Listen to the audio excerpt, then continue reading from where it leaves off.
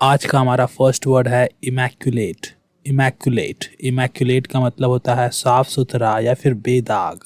इसको हम एडजेक्टिव के रूप में यूज करते हैं और इसके कुछ सिनोनिम्स होते हैं परफेक्टली क्लीन या फिर नीट। आइए कुछ एग्जांपल्स देखते हैं। My aunt's kitchen is always immaculate. My aunt's kitchen is always immaculate. मेरी मौसी की रसोई हमेशा अच्छी तरह से साफ या फिर बेदाग रहती है। My aunt's kitchen is always immaculate. One more example, I like to visit an immaculate garden. I like to visit an immaculate garden. मुझे एक साफ सुथरे बगीचे में जाना पसंद है। I like to visit an immaculate garden. अगला वर्ड है हमारा steadfast. Steadfast का मतलब होता है दृढ़। इसको हम एडजेक्टिव के रूप में यूज करते हैं और इसके कुछ सिनोनिम्स होते हैं resolute या फिर firm। आइए कुछ एग्जांपल्स देखते हैं। His steadfast belief in God is increasing day by day. His steadfast belief in God is increasing day by day. ईश्वर में उसका दृढ़ विश्वास दिन ब दिन बढ़ता जा रहा है। His steadfast belief in God is increasing day by day.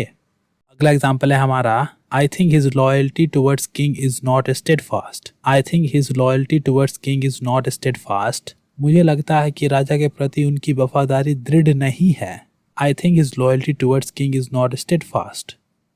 अगला एक हमारा फ्रेजल वर्ब है conk out. Conk out का मतलब होता है खराब होना गाड़ी या फिर किसी मशीन का और इसका एक सिनोनिम होता है break down. आइए कुछ एग्जांपल्स देखते हैं। My radio conked out again. My radio conked out again यानी कि मेरी रेडियो फिर से खराब हो गई। My radio conked out again. अगला एग्जांपल है हमारा My old car conked out halfway to my destination. My old car conked out halfway to my destination. यानी कि मेरी पुरानी गाड़ी मेरी मंजिल की आधे रास्ते में ही खराब हो गई। My old car conked out halfway to my destination. अगला हमारा एक इडियम है बिग चीज। बिग चीज इसका मतलब होता है एक प्रभावशाली व्यक्ति। आइए एग्जाम्पल समझते हैं। PM Modi is a big cheese of the world. PM Modi is a big cheese of the world. PM Modi दुनिया की एक बहुत प्रभावशाली शख्सियत है। PM Modi is a big cheese of the world. अगला वर्ड है हमारा सैल्यूटरी। सैल्यूटरी का मतलब होता है हितकारी या फिर लाभदायक। इसको हम एडजेक्टिव के रूप में यूज करते हैं और इसका एक सिनोनिम होता है बेनिफिशियल। आइए एग्जांपल समझते हैं। The effects of war would not be salutary for the people of the country. The effects of war would not be salutary for the peoples of the country. यानी कि युद्ध के प्रभाव देश के लोगों के लिए हितकारी नहीं होंगे। The effects of war would not be salutary for the people of the country. अगला एग्जाम्पल है हमारा We should wait for salutary effect of the government decision on agriculture.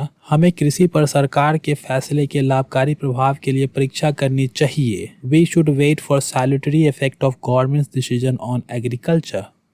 अगला वर्ड है हमारा नेबुलस का मतलब होता है अस्पष्ट। इसको हम एडजेक्टिव के रूप में यूज करते हैं और इसके कुछ सिनोनिम्स होते हैं अनक्लियर या फिर वेग। आइए कुछ एग्जांपल्स देखते हैं। She has a few nebulous idea about what she might want to do in future. She has a few nebulous idea about what she might want to do in future. यानी कि उसके पास कुछ अस्पष्ट विचार है कि वह भविष्य में क्या करना चाहती है। She has a few nebulous idea about what she might want to do in future. अगला एग्जाम्पल है हमारा I have a nebulous idea about my childhood. I have a nebulous idea about my childhood. यानी कि मुझे अपने बचपन के बारे में एक अस्पष्ट आइडिया है। I have a nebulous idea about my childhood.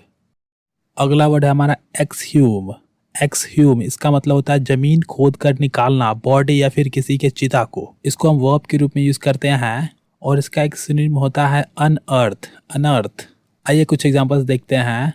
Police exhumed his dead body for evidence. Police exhumed his dead body for evidence. Police ने सबूत के लिए उसके शव को कब्र से बाहर निकाला। Police exhumed his dead body for evidence. One more example. If we exhume Jack's body from ground, then it would be unethical. If we exhume Jack's body from ground, then it would be unethical.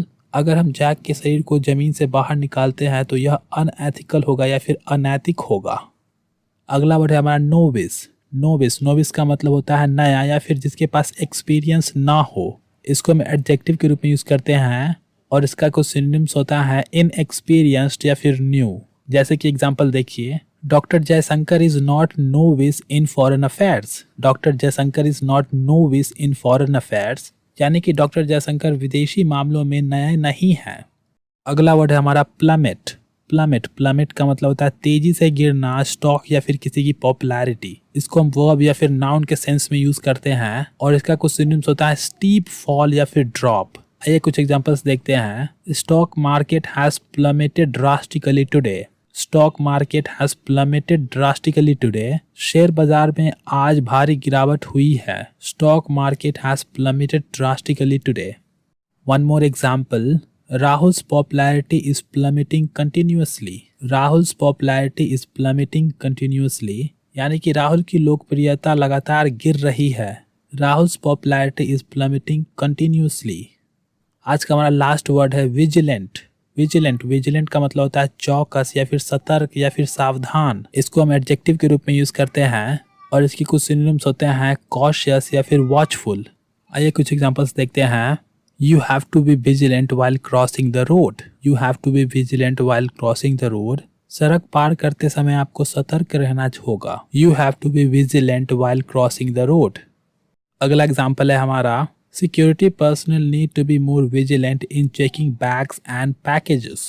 Security personnel need to be more vigilant in checking bags and packages. Bag और package की जांच में सुरक्षा कर्मियों को ज़्यादा सतर्क रहने की ज़रूरत है।